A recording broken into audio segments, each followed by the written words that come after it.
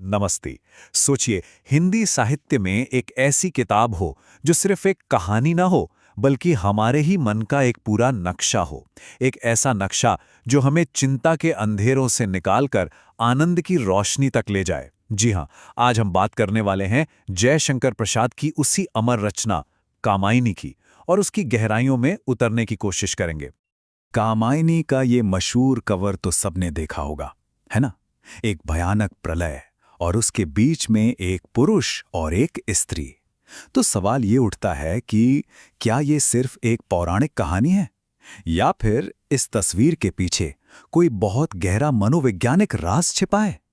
चलिए आज इसी राज से पर्दा उठाते हैं।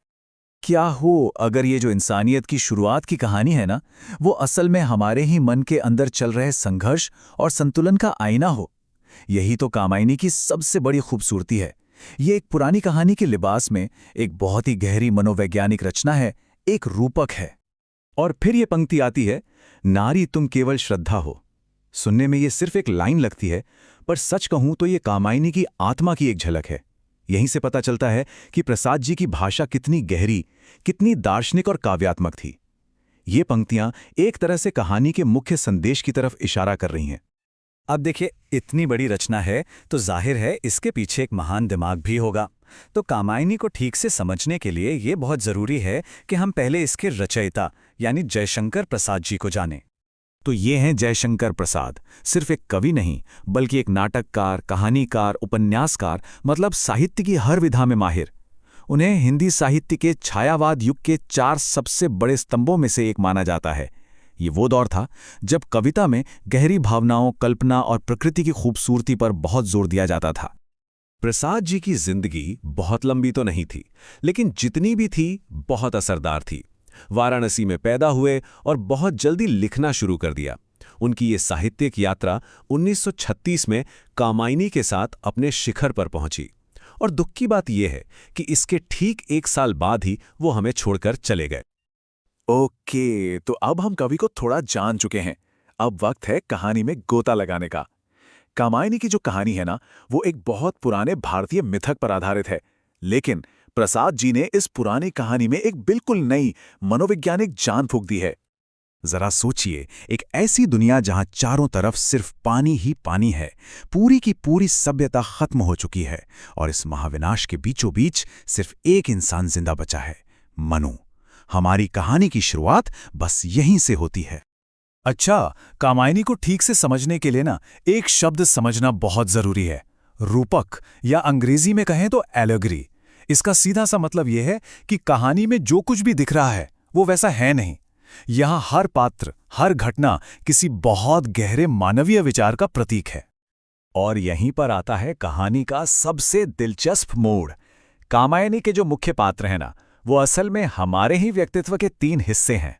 मनु, वो हमारे मन यानी माइंड को दर्शाते हैं। श्रद्धा, वो हमारे दिल, हमारी भावनाओं, हमारे विश्वास को दर्शाती हैं। और इड़ा, वो है हमारी बुद्धि, हमारा तर्क। मन, हृदय और बुद्धि। कमाल है ना? तो चलिए अब कविता के पन्नों को पलटते हैं और मनु के साथ इस भावनात्मक सफर पर निकलते हैं। और याद रखिए, ये सिर्फ बाढ़ से बचने की कहानी नहीं है, ये तो खुद को खोजने की कहानी है। कविता का पहला अध्याय, जिसे सर्ग कहते हैं, उसका नाम ही है चिंता। नाम ही सब कुछ बता रहा है ना? यहां हम मनु को देखते हैं जो पूरी तरह से अकेलेपन और निराशा में डूबे हुए हैं। पूरी दुनिया खत्म हो चुकी है और वो बिल्कुल अकेले हैं। जरा प्रसाद जी के शब्दों को महसूस कीजिए। वो लिखते हैं, हिमगिरी के उत्तुंग शिखर पर बैठ शिला की शीतल छां, एक पुरुष भीगे नयनों से देख रहा था प्रलय प्रवाह। मतलब हिमालय की ऊंची चोटी पर एक आदमी बैठा है और भीगी आंखों से तबाही का मंजर देख रहा है। इन चंद शब्दों में मनु का पूरा अकेलापन, उनकी पूरी निराशा समाई हुई है। लेकिन जैसा कि होता है, हर घने अंधेरे के बाद सुबह होती है, और इसी घोर निराशा से जन्म लेती है आशा की पहली किरण। कविता का दूसरा सर्ग मनु के मन में एक छोटी सी उम्मीद जगाता है, और बस यहीं से मन की हालत बदलनी शुरू होती है। यहीं से शुरू होता है कामायनी का असल मनोवैज्ञानिक सफर। तो ये जो भावनात्मक यात्रा है, ये हमें कहाँ ले जाती है? इसका अंतिम लक्ष्य क्या है? आखिर कहना क्या चाहते हैं प्रसाद जी? चलिए अब कामायनी के सबसे बड़े संदेश और उसकी विरासत को समझते हैं। ये देखिए, ये है कामायनी की पूरी विषय सूची। इसमें कुल 15 सर्ग हैं। और कमाल की बात यह है कि हर सर्ग इंसान की एक भावना या एक मानसिक अवस्था को दिखाता है। ये सफर चिंता से शुरू होता है, फिर आशा, श्रद्धा, संघर्ष जैसे पड़ावों से गुजरता हुआ आनंद पर जाकर खत्म होता है। जरा इन नामों पर गौर कीजिए। चिंता, आशा, श्रद्धा, कर्म, ईर्ष्या, संघर्ष और आखिर में आनंद। ये सच में इंसान के मानसिक विकास का एक पूरा रोड मैप है, एक नक्शा। सफर चिंता से शुरू हुआ, आशा और विश्वास ने काम करने की हिम्मत दी, रास्ते में जलन और मुश्किलें भी आईं, लेकिन मंजिल क्या है? परमानंद। तो सवाल ये कि आखिर कामायनी हमें सिखाती क्या है? इसका निचोड़ क्या है? इसका पूरा सार बस एक शब्द में है, संतुलन, बैलेंस। प्रसाद जी का संदेश बिल्कुल साफ है। असली खुशी, सच्चा आनंद तब तक नहीं मिल सकता जब तक हमारा मन यानी मनु, हमारा दिल यानी श्रद्धा और हमारी बुद्धि यानी इड़ा तीनों एक साथ एक सुर में काम ना करें। और पता है, यही वो बात है जो इस कविता को आज भी, इतने सालों बाद भी प्रासंगिक बनाती है।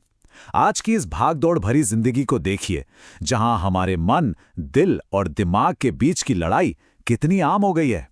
तो क्या लगभग 100 साल पुरानी ये रचना आज हमें अपनी जिंदगी में वो जरूरी संतुलन ढूंढने का रास्ता दिखा सकती है? ये एक ऐसा सवाल है जिस पर हम सबको सोचना चाहिए।